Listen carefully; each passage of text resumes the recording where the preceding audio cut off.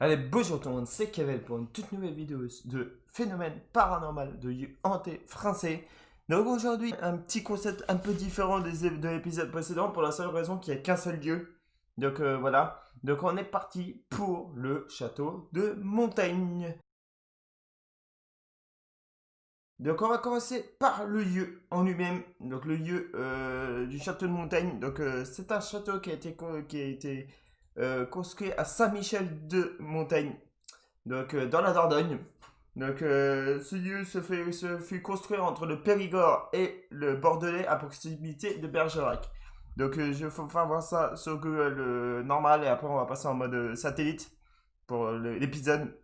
Donc allez, on est parti. Donc capture d'écran, donc là vous voyez on est à Saint-Michel de Montaigne qui se trouve ici. Donc on n'est pas loin de la Dordogne, on est à l'est de on est à l'est de Libourne, donc on est entre Bordeaux et Bergerac, comme vous le voyez. Donc voilà.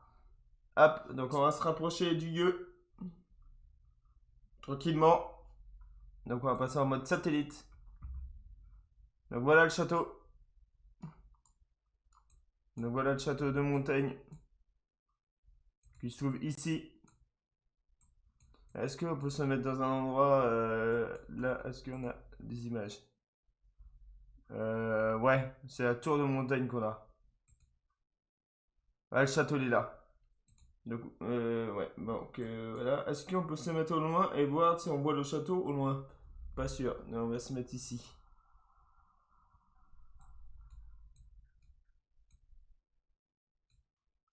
Non, on ne le voit pas d'ici.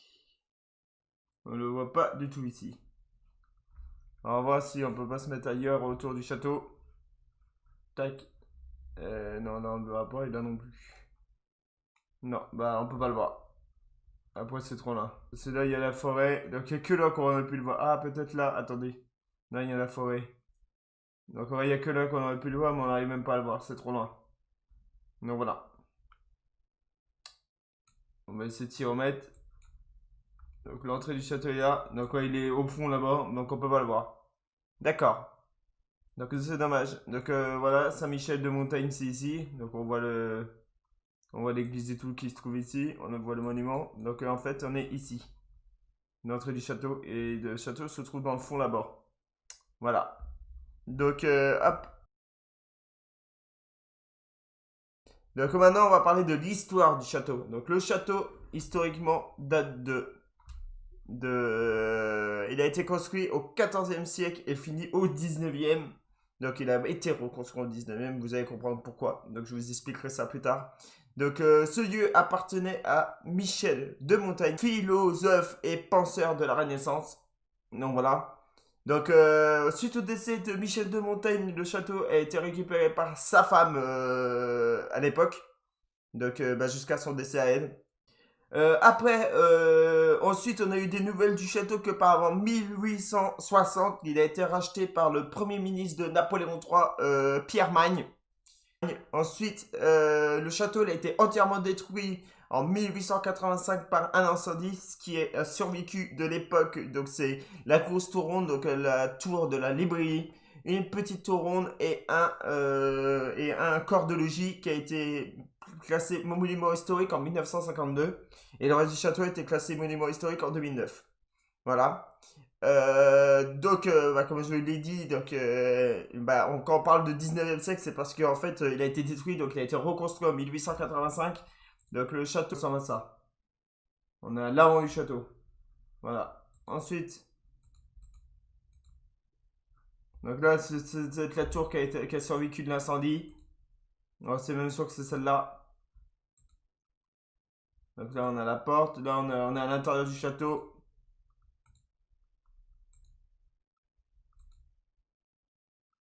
Donc, voilà.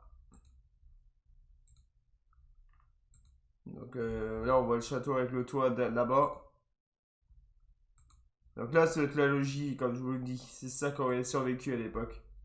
Donc là, on est à l'intérieur. Comme ceci. Et là, on voit l'extérieur. Je suis sûr que c'est cette tour-là qui a survécu, qui est devenue monument historique après.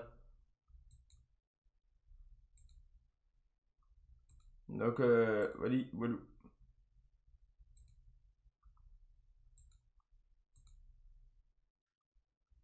Donc,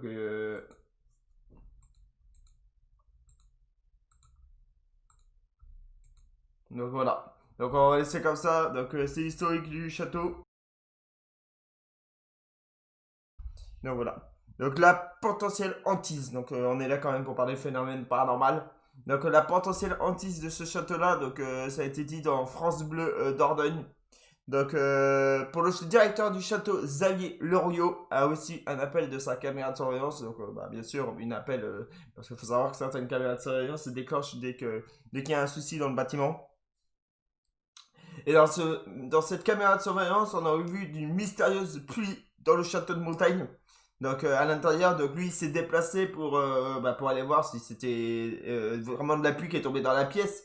Parce que voilà. Donc il a été voir et il s'est aperçu qu'il n'y a pas d'humidité du tout dans la pièce. Donc voilà, voilà. Et il pensait que c'était une erreur, mais sauf que il y a une photo qui prouve ce qui s'est passé. Donc je peux vous la faire voir la photo. Voilà, voilà la photo. Donc on voit les trucs de pluie qui sont en train de tomber à l'intérieur du bâtiment. Sauf que comme je vous dis, autour de cette pluie-là, il n'y a pas d'humidité. Et monsieur Xavier Loriot, le directeur du château, il ne comprend pas comment ça s'est fait qu'il y a eu ça. Voilà. Voilà. Hop, on enlève la capture d'écran. Ensuite, il y a une équipe de tournage, donc peut-être RIP, j'en sais rien.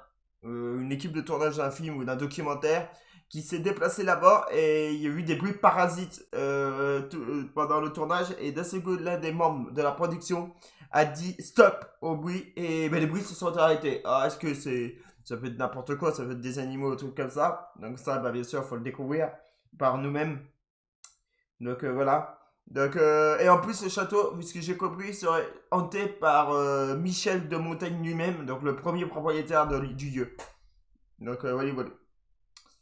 Donc maintenant, on va faire une petite conclusion. Donc une petite conclusion par rapport à ce lieu-là. Donc si elle est hantée et s'il y a des potentiels hantises, moi je pense que c'est lié à cause de l'incendie de 1885. Faut savoir que l'incendie a peut-être déclenché les potentiels hantises du bâtiment. Donc, vu qu'il était complètement détruit et reconstruit au neuf, il faut savoir que on peut réveiller des phénomènes paranormaux dans un endroit où on fait des travaux. En vrai. Donc voilà. Donc dans le cas de chez moi, c'est pas le cas. Parce que j'ai compris, il n'y a rien du tout par chez moi. Sinon, ça on fait des travaux, donc c'est rien. Mais dans certaines maisons, c'est le cas. Ça réveille les hantises et les hantises paranormales à cause des travaux. Et le problème, c'est que la maison de montagne, donc le château de montagne, a été complètement détruit en 1885, sauf 3 lieux qui ont résisté, comme je vous l'ai dit dans l'histoire. Donc, grosse tour ronde, donc la tour de la librairie, une petite tour ronde et une corps de logis. Donc il reste ça qui est encore construit. Donc à mon avis, on les a vus en photo tout à l'heure. Donc voilà. Et malheureusement, bah, c'est peut-être ça qui a réveillé la hantise du château. Voilà.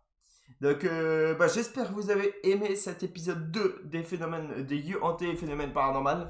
Dans les commentaires, pensez à proposer des endroits que vous connaissez qui potentiellement pourraient être hantés ou pas. Ou pas, ça peut être un lieu correct.